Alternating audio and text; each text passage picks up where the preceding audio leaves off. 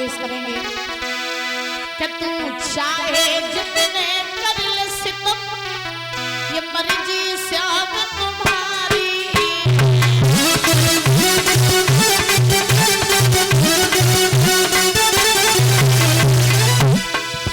कोई प्यार भूल के मत करना,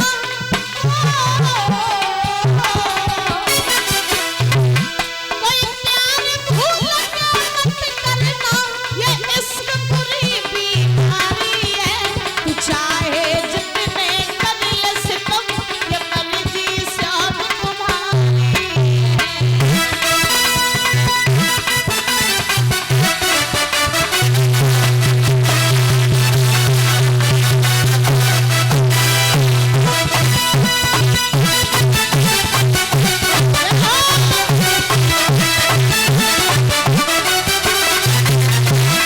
भैया तूने प्यार का जादू ऐसा किया, सुख चैन ये मेरा छीन लिया। मैं तो तड़पती तेरे लिए, ये दर्द जिगर को तूने दिया।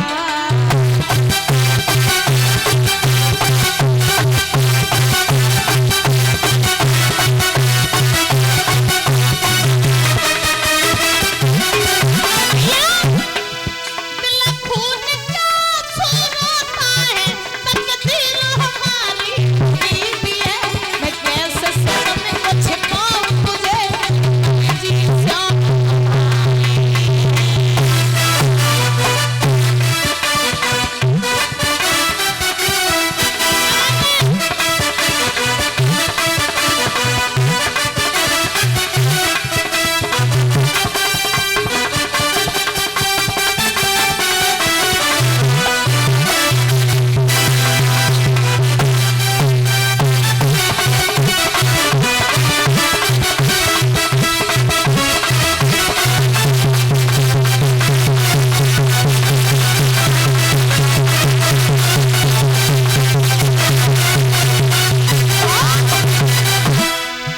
दिल तो मेरा ये बच्चा था, बच्चों की तरह हरकत करता। मैंने जान से ज्यादा चाहा तुझे, मेरे श्याम ये दिल तुझ पर मरता।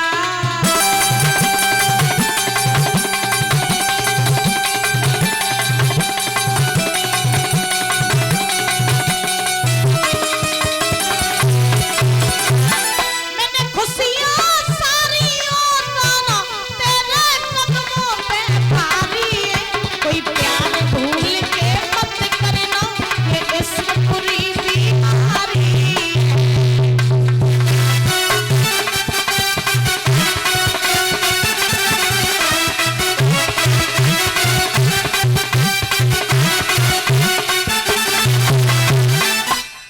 बोलिए गोविंद भगवान की, बोलिए राधा रानी सरकार की, बोलिए गमा देवी मैया की जय। जय श्री राधे श्याम।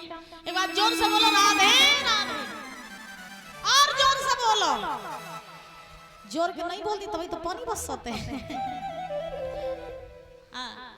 आइए, आज सभी संत महात्माओं ने जब आकाशवाणी ने संदेश दिया कि हम कृष्ण बन के धरा पर आएंगे, तुम लोगों के कष्टों का निवारण करेंगे और कंस का वध करेंगे, लेकिन थोड़ा इंतजार करना पड़ेगा। तो संत महात्मा पृथ्वी सब आकर के रहने लगे और भगवान के आने की राह देखने लगे। सुखदेव जी महाराज समझा रहे हैं राजन परीक्षित। इधर कंस के उत्पात दिन ब दिन बढ़ते जा रहे हैं।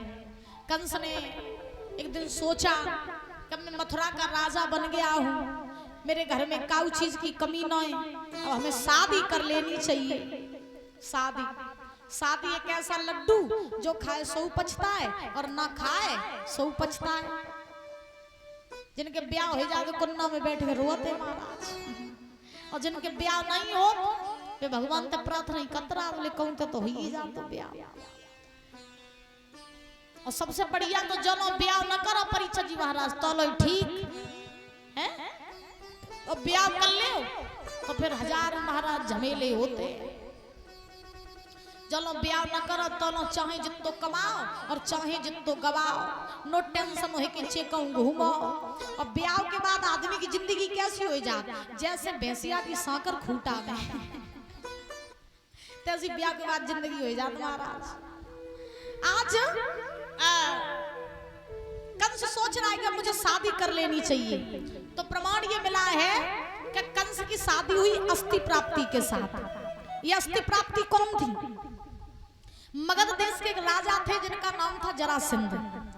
जरासंध के घर में 2 बिटियां, अस्थि प्राप्ति, दोनों शादी के योग। तो जरासंध ने सवाल लगाई, सबसे पूछी, भैया बिटियां शादी के योग्य हैं, कोई अच्छा लड़का हो तो बताओ, अच्छो घर बर बताओ। तो एक मंत्री बोला, महाराज लड़का तो तुम्हारे घर खुद चल के आई है। जरासंध बोला, कैसे? मंत्री बोला, ऐसे कि तुम्हारे घर में जो कुवलिया पीड़ हाथी है, वह हाथी में 10,000 हाथियों को बल है, तो तुम सब राजा महाराजाओं के लिए पत्र लिखो, और पत्र में लिखो कि जो कोई भी वीर योद्धा बहादुर इस कुवलिया पीड़ हाथी को हराएगा, उन्हीं के साथ अस्थि प्राप्ति का विवाह किया जाएगा। तो जरासंध ने राजा महाराजाओं के लिए पत्र लिखा, सबके पास में पत्र पहुंचा। एक पत्र कंस के पास पहुंचो, तो कंस सोचने लगो, कछु हो जाए, कुवलिया पीड़ हाथी को हम हराई, अस्थि प्राप्ति संग ब्याह हम करें। कंस दूल्हा बनो, बारात तैयार करी, और बारात तैयार करके कंस चला। अरे नहीं पलकी करी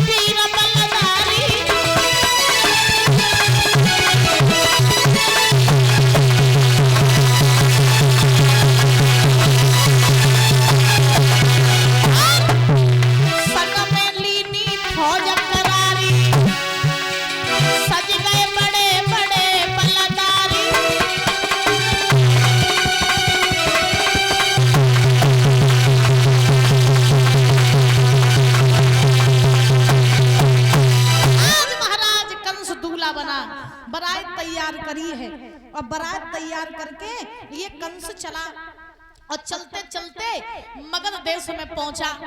अब जरासंध की सभा लगी है, कंस पहुंची और राजगद्दी पे बैठी हो जाए, अस्थि प्राप्ति हाथ में जयमाला लेके सभा बीच में आई।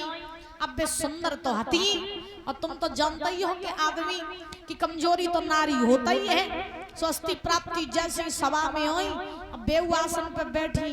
अब सब राजा टकटकी लगाए कि अस्थि प्राप्ति कहीं देख रहे, और मन ही मन में सोच रहे, बोले कुवलिया पीड़ हाथी को हम ही हराई, और दोनों बिटियां संगे हम ही ब्याह करी। जो बड़े खुश, कुवलिया पीड़ हाथी रणभूमि में चिंगाड़ रहो महाराज। अब जरासंध ने कही कि है कोई वीर योद्धा बलधारी जो उठे और जाए और कुवलिया पीड़ हाथी को हराए।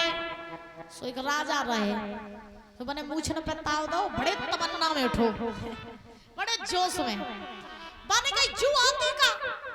ऐसे हाथी अगर 10 मेरे सामने खड़े कर दे ना, तो हमने सबे हराए दी। अब यार हम जा रहे, और जो हाथी को हराए के यार अस्थि प्राप्ति संग ब्याह नहीं करे। तो लो पड़ोस वालों बोलो, सुनो खेल नहीं है, जब 10,000 हाथियों को बल है एक हाथी में। हाँ, न थोड़े होशियारी से न संभाल के जाइयो, न बाद में पता चले कि हड्डी को सरोमा बन जावे। बोले तुम सरोमा की बात कर रहे हो?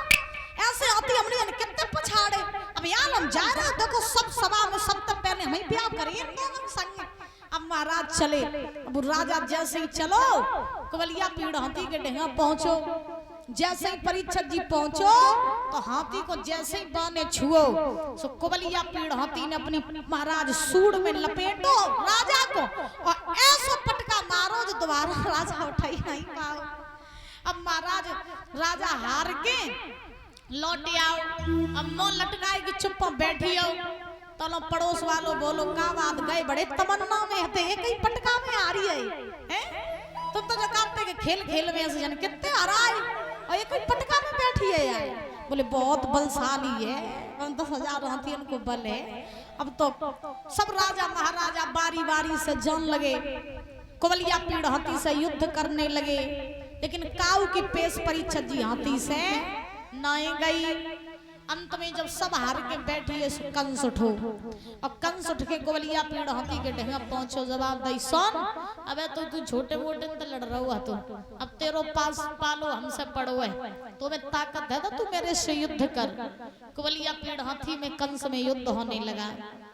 कंस ने कुबलिया पीड़ हाथी की सूंड को पकड़ा और परीक्षित जी घुमा करके हाथी को पटक दिया। दोबारा हाथी उठ नहीं पाओ। कंस से वो हाथी हार गया। जैसे ही वो हाथी हारा तो आज अस्थि प्राप्ति ने देखा कि कंस ने कुबलिया पीड़ हाथी को हरा दिया। तो अस्थि प्राप्ति चली और कंस के गले में माला डाल दी। अब कंस का विवाह हुआ अस्थि प्राप्ति के साथ। जरासंध ने वही कुबलिया पीड़ हाथी कंस को दहेज में दिया और कंस अस्थि प्राप्ति के साथ शादी करके मथुरा में आओ और बड़े भाव से अपना वैवाहिक जीवन जीने लगा। बोली वृंदावन बिहारी लाल की, बोलिए गमा देवी मैया की जय जय श्री राधे श्याम।